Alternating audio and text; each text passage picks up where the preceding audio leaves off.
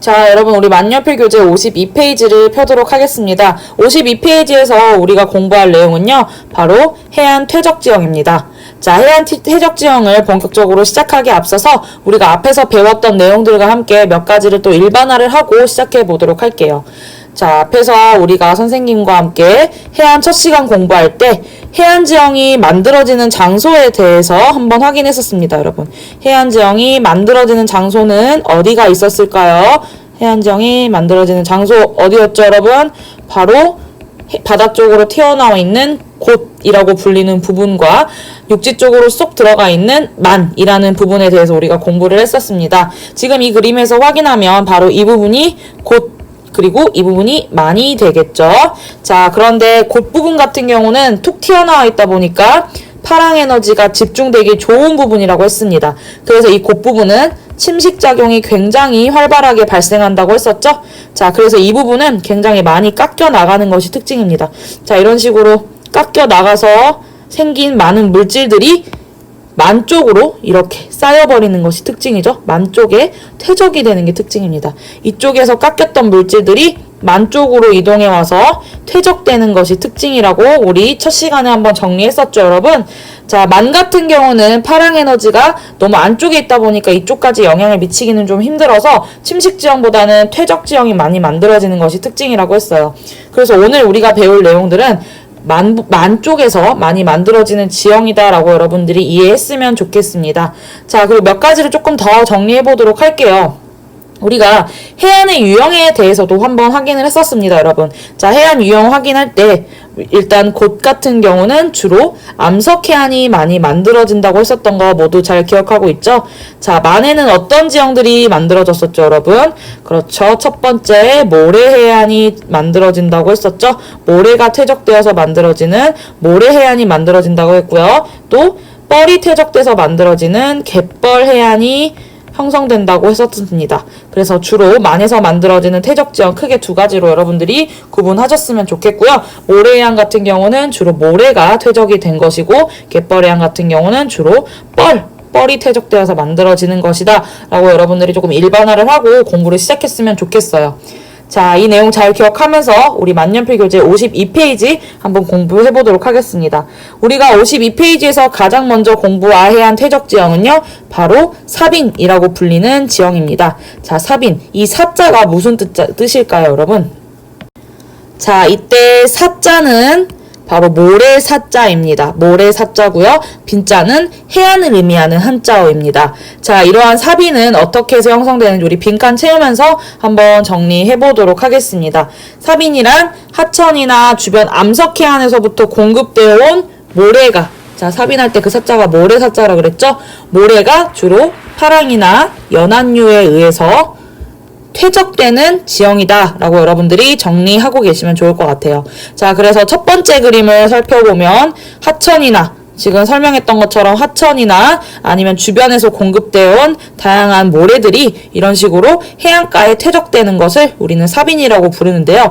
이렇게 사빈이라고 하니까는 조금 낯설고 어려운 단어처럼 느껴지는데 이 사빈은 바로 해수욕장으로 이용되는 부분이라고 여러분들이 생각하시면 조금 더 쉬울 것 같아요. 우리 여름철 바닷가에 놀러 가면은 이렇게 해수욕장 부분, 바로 모래가 많이 쌓여있는 이 부분을 우리는 사빈이라고 부릅니다. 자, 이 사진 말고 또 다른 사진도 한번 우리가 살펴볼게요. 지금 이 사진 보면은 이렇게 모래가 퇴적되어 있는 부분 잘 보이시죠, 여러분? 그리고 한눈에 봐도 지금 육지 쪽으로 쏙 들어와 있는 만 부분인 거 확인할 수 있습니다. 자, 이렇게 만 부분에서 주변에 있는 암석해안에서 깎여서 나온 다양한 퇴적물들이 파랑이나 연안류, 해안가를 따르는 연안류에 의해서 이렇게 만 쪽에 퇴적된 거를 우리는 사빈이라고 부를 거고, 이러한 사빈 같은 경우는 해수욕장으로 많이 이용된다라는 거 여러분들 잘 기억하고 있으면 좋을 것 같습니다. 자, 사빈 어렵지 않죠, 여러분? 그럼 두 번째 지형으로 한번 넘어가 보도록 할게요. 자, 두 번째 지형은 바로 해안사구라고 불리는 지형입니다. 자, 해안사구 같은 경우는 여러분들 조금 익숙한 지형일 거라고 생각하는 게 우리 사구라는 지형에 대해서 앞에서 한번 공부했었습니다. 어디에서 공부했을까요, 사구?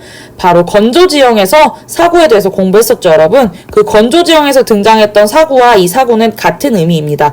모래사 언덕구라는 뜻으로 모래 언덕이라는 뜻입니다. 자, 우리 이거 공부했었죠, 여러분. 마찬가지로 해안가에서도 이런 모래 언덕이 만들어지는데요. 이 모래 언덕은 왜 만들어지는 거냐 하면 바로 사빈에 있는 모래가 바람에 날려와서 형성되는 것입니다. 자, 똑같이 우리 건조지형에서 공부했던 사구와 마찬가지로 이 해안사구도 바람에 의해서 만들어지는 지형인데 다만 사빈에 있는 모래가 바람에 날려와 퇴적된 지형이라고 여러분들 생각하시면 좋을 것 같습니다.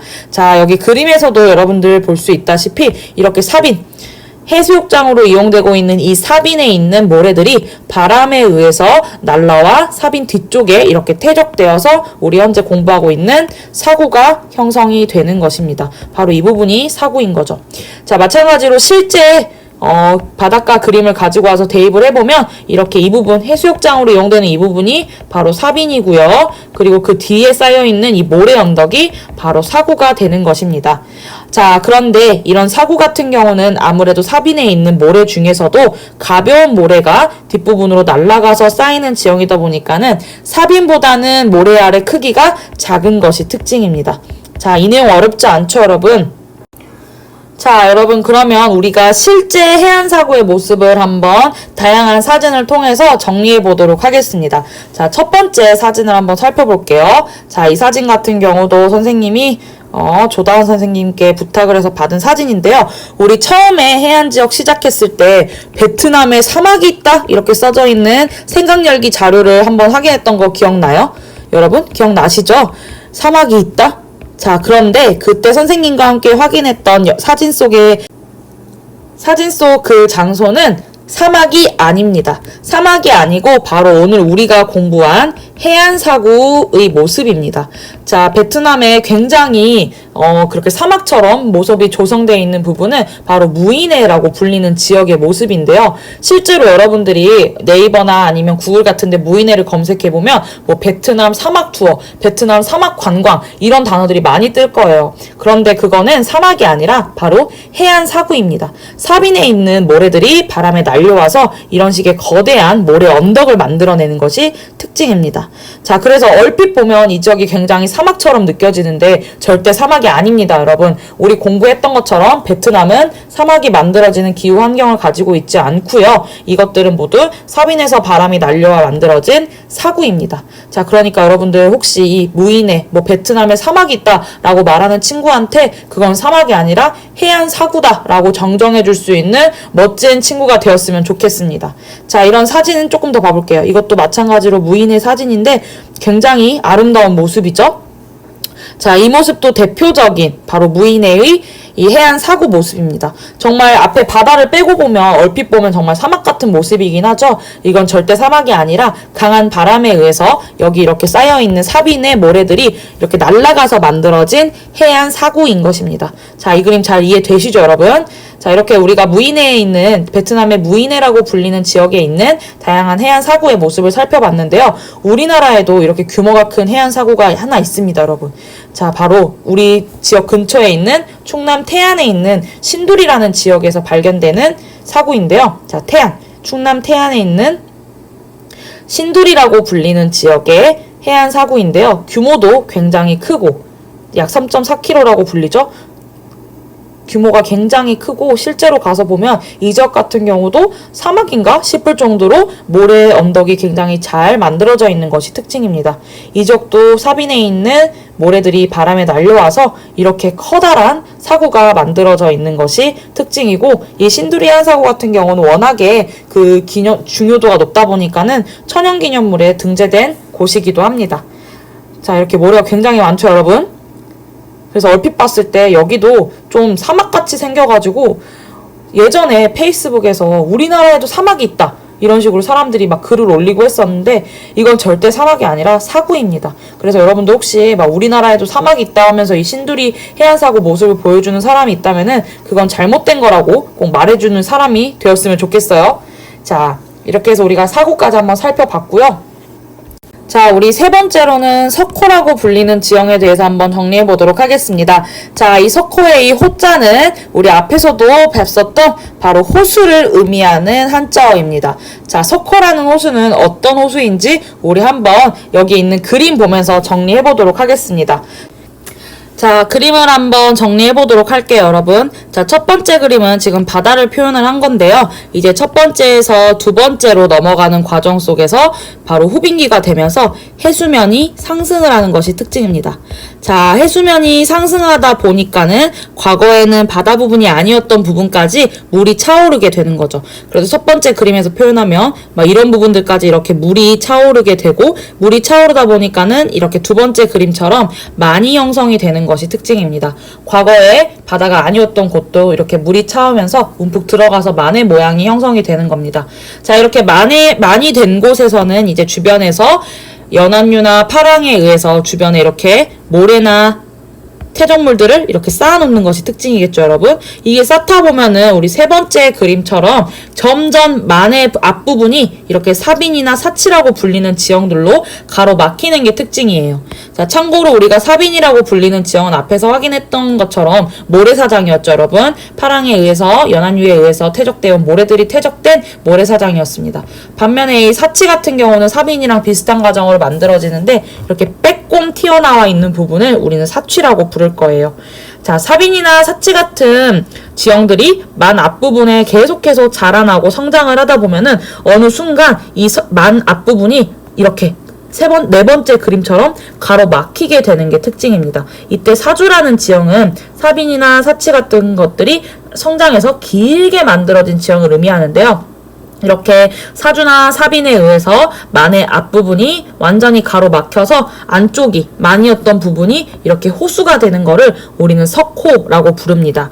자, 이 그림이 조금 이해가 되시나요, 여러분? 자, 그리고 이 지금 빈칸 같은 경우는 석호는 이제 완전히 사주나 사취 같은 것들 때문에, 사주나 사빈 같은 것들 때문에 바다와 분리가 되기 때문에 이 석호 안쪽에 있는 퇴적물 같은 경우는 주로 안쪽에서, 육지 쪽에서 흘러오는 하천에 의해서 퇴적이 되는 부분입니다. 자, 참고로 이 내용은 세계지리보다는 한국지리 부분에서 조금 더 중요하게 다루는 내용인데, 이게 석호라는 지형은 한지든 세지든 둘 다 중요하게 다루는 지형이다 보니까 여러분들이 여기서 총정리했으면 하는 마음에서 넣어놓은 내용이니까 이 하천에 의해서 퇴적이 된다라는 거는 여러분들이 잠시 잊어둬도 될 것 같아요. 하지만 이 석호 부분은 여전히 이게 바닷물로 이루어진 부분이다 보니까는 물이 여전히 짠 것이 특징입니다. 그래서 이 물을 가지고 농사 짓기는 힘듭니다, 여러분. 자, 그래서 빈칸을 채우면서 정리를 해보면 후빙기에 행수면이 상승하면서 만들어진 만의 입구에 이제 사주나 사치, 사빈 것들이 발달하면서 바다 앞부분을 가로막으면서 만들어진 호수다라고 여러분들이 정리하셨으면 좋겠습니다. 자, 그래서 밑에 있는 그림 같은 경우 이렇게 앞에 사주가 지금 발달되어 있는 거 보이죠, 여러분? 사주가 앞에 자라 있어서 이 부분, 이 만 부분이 지금 바다로부터 가로막혀 있습니다. 바로 이 부분이 석호인데요. 자, 석호 같은 경우 여러분들이 만들어지는 과정과 그리고 후빙기 해수면 상승으로 만의 입구가 사주 때문에 가로막혀서 만들어진 지형이다 라고 꼭 형성 과정 정리해 주셨으면 좋겠습니다.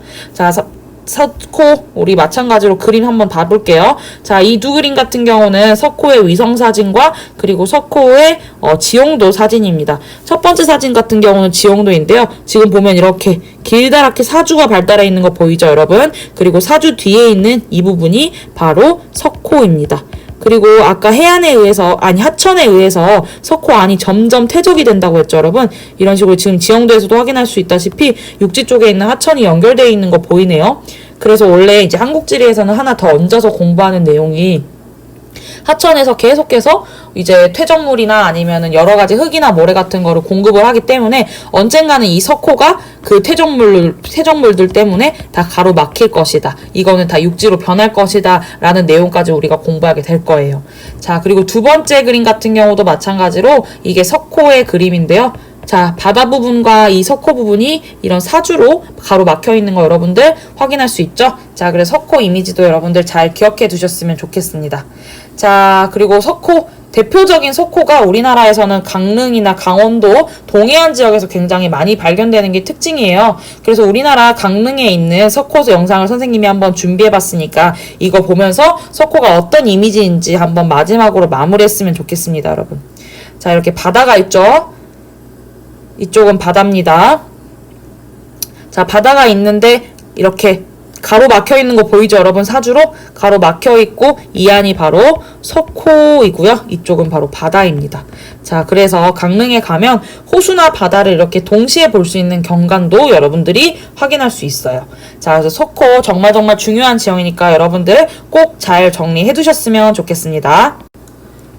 자, 여러분, 그러면 이제 우리 53페이지로 넘어와서 나머지 해안지형도 한번 정리해 보도록 하겠습니다. 자, 첫 번째 해안지형은 우리 방금 확인했던 해안지형입니다. 바로 사주인데요. 바로 사주라는 것은 파랑이나 연안류에 의해서 운반된 모래가 만의 입구나 섬의 뒤쪽에 길게 퇴적된 지형이다.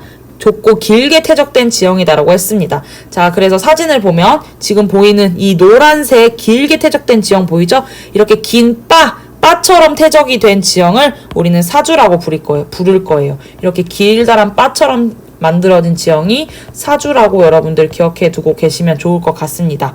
자, 그리고 두 번째 지형 같은 경우도 한번 확인해 볼게요. 두 번째 지형은 지금 육계도 그리고 육계사주라고 써져 있는데요. 이거 같은 경우는 그림 보면서 설명해 볼게요. 지금 육지가 있고 이렇게 섬이 있죠, 여러분. 그리고 점점 여기서 사주가 성장하는 것을 확인할 수 있습니다. 사주가 이렇게 점점 퇴적이 계속 되다 보면은 언젠가는 두 번째 그림처럼 이렇게 정말 길다란 모습의 사주가 되겠죠. 그런데 이거 두 번째 그림 같은 경우는 보면은 지금 육지가 이 사주로 섬과 연결되어 있는 걸 확인할 수 있습니다. 자, 이렇게 섬과 육지를 연결시킨 사주는 우리가 특별하게 육계사주라고 이름을 붙일 거예요.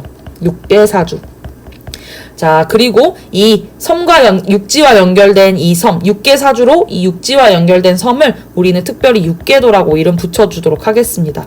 자, 그래서 육계사주, 육계도라는 거는 사주가 성장을 해서 육지와 섬을 연결짓는 것을 의미해요, 여러분. 빈칸을 채워보면 사주에 의해서 연결된 섬을, 육지와 연결된 섬을 우리는 육계도라고 이름 붙일 거고요. 자, 그리고 육계도에 의해서 연결된 사주 이름을 우리는 육계사주다라고 이름 붙이도록 하겠습니다. 자, 그래서 지금 우리 만년필에 있는 그림 같은 경우도 여기 이렇게 섬이 있죠, 여러분. 섬이 있고 지금 이쪽이 잘 안 보이네요. 노란색으로 하겠습니다. 지금 이쪽이 육지죠. 근데 자세히 보면 이 육지와 섬이 연결되어 있는 거 확인할 수 있고요. 지금 또 자세히 보면 여기 이렇게 사람들이 이 사주를 걸어서 섬과 육지를 왔다 갔다 하는 모습도 확인할 수 있습니다.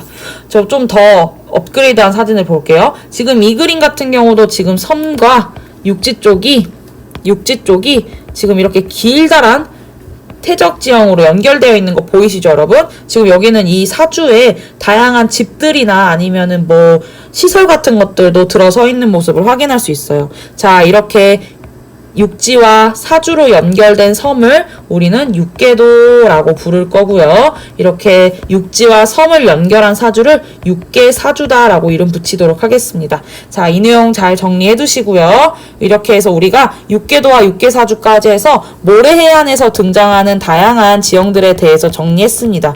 주로 만해, 파랑이나 연안류에 의해서 퇴적되어 온 지형들이 쌓여서 만들어진 지형이 바로 모래해안이었습니다. 이 내용 잘 정리해 두시고요. 우리가 이어서 확인할 내용은 바로 갯벌입니다. 자, 갯벌 같은 경우도 마찬가지로 만해에서 만들어지는 퇴적지형이었는데요. 모래해안과는 다르게 뻘이 퇴적되어서 만들어지는 지형이라고 우리 공부했었죠? 그래서 갯벌도 한번 정리해 보도록 하겠습니다. 자, 갯벌 같은 경우는 앞에서도 확인했다시피 이 조류에 의해서 만들어지는 것이 특징이라고 했어요. 바로 밀물과 썰물, 우리 확인했었죠, 여러분? 자, 밀물과 썰물 같은 조류에 의해서 주로 입자가 굉장히 작은 점토 같은 것들이 퇴적되어서 만들어진 지형이라고 했었습니다. 자, 그런데 이런 갯벌은 어디에서나 다 만들어지는 만들어지는 게 아니라 잘 만들어지는 지형이 조금 따로 있는 게 특징이에요, 여러분.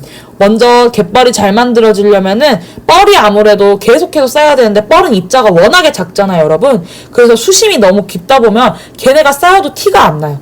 그래서 일단은 수심이 얕은 곳에서 잘 만들어지는 게 특징이에요. 수심이 일단 얕아야 되고요. 또 두 번째로 중요한 특징이 뭐냐면 조수간만의 차가 커야 돼요. 조수간만의 차가 큰 해안에서 잘 만들어지는 것이 특징입니다. 자, 조수간만의 차도 우리 앞에서 공부했던 내용이죠, 여러분.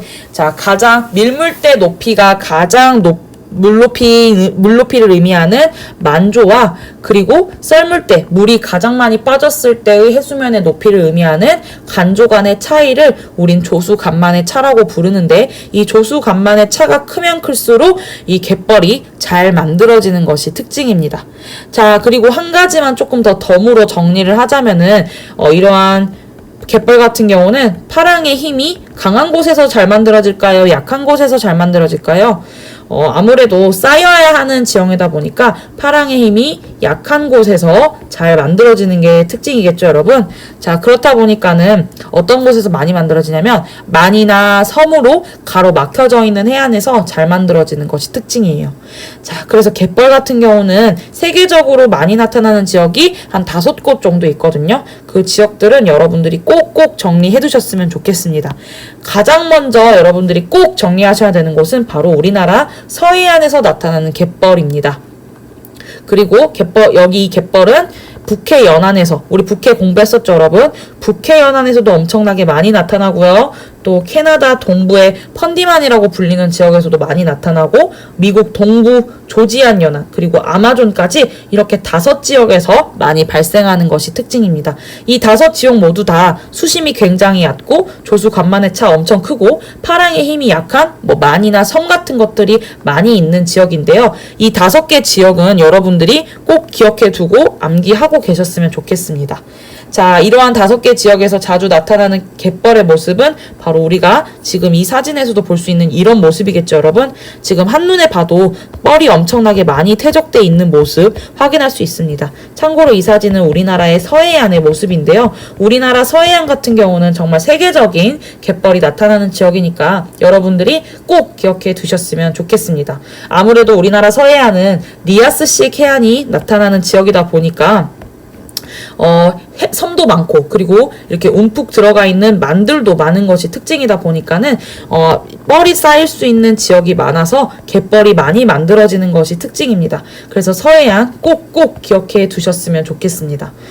서해안뿐만 아니라 이 5지역은 물어보기 되게 좋은데 아마 이 5지역을 물어보는 경우에는 정말 뜬금없이 아마존 연안 이거 하나만 물어본다기보다는 아마존 연안이나 북해 연안, 서해 연안 이렇게 3곳을 함께 물어본다거나 아니면 캐나다 동부, 미국 동부, 아마존 연안 이런 식으로 3개를 주고 공통점을 묻는 식의 문제들이 많이 출제가 될 겁니다, 여러분. 그래서 여러분들이 이 지역들은 꼭 기억해 두고 있었으면 좋겠어요. 자, 그리고 이러한 갯벌 같은 경우는 다양한 기능을 가지고 있는데요. 먼저 다양한 생물종이 서식하는 생태계의 보고라고 써져 있죠. 이 갯벌 안에는 정말 많은 종류의 생물들이 살고 있기 때문에 갯벌이 파괴가 되면은 많은 어려움이 있는 것이 특징입니다. 그래서 먼저 갯벌은 다양한 생물종이 사는 생태계의 보고라는 거, 그리고 오염물질을 정화시켜주는 역할을 하다 보니까는 정말 중요한 자연의 보고 역할을 하는 지역입니다. 그래서 여러분들이 갯벌은 꼭 기억해 두셨으면 좋겠습니다. 갯벌 형성의 가장 중요한 조건은 퇴적물 공급과 지형이다.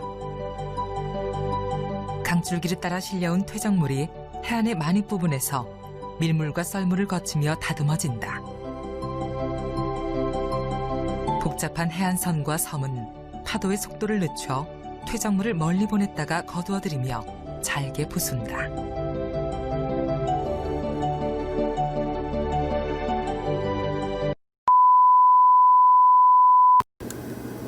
자, 우리가 이렇게 해안 퇴적 지형을 총 모래해안과 갯벌해안으로 나눠서 6가지를 한번 살펴보는 시간을 가졌습니다, 여러분. 자, 그러면 선생님과 함께 밑에 있는 그림을 채우면서 모래해안 한번 정리해 보도록 할게요. 자, 첫 번째 지형은 어디를 의미할까요, 여러분? 자, 첫 번째 지역은 우리 가장 먼저 배웠던 지역이죠. 바로 모래사장이네요. 모래사장. 지금은 해수욕장으로 많이 사용되는 이 지역은 바로 주변에 있는 파랑과 연안류가 모래를 쌓아 만들어 놓은 사빈입니다. 자, 그리고 사빈 뒤에 바람에 의해서 사빈에 있는 바람이 날아가서 만들어진 지형은 바로 해안사구, 해안에 있는 모래 언덕인 해안사구였습니다.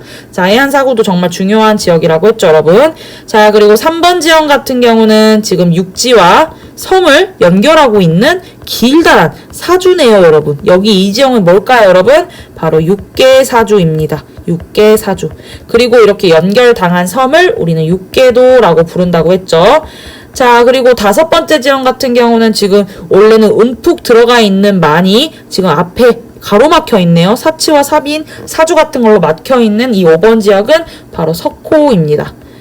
자, 그리고 6번 같은 경우는 석호의 앞을 가리고 있네요. 바로 사주이죠, 여러분. 그래서 이런 모래해안에서 나타나는 지형들 우리가 공부했던 거 여러분들 잘 정리해 두셨으면 좋겠습니다. 자, 그러면 우리 이번에는 앞에서 공부했던 다른 해안 지형들까지 한번 같이 정리해 보도록 할게요. 자, 첫 번째 그림 같은 경우는 우리 공부했던 암석해안이죠. 주로 곳에서 나타나는 암석해안입니다.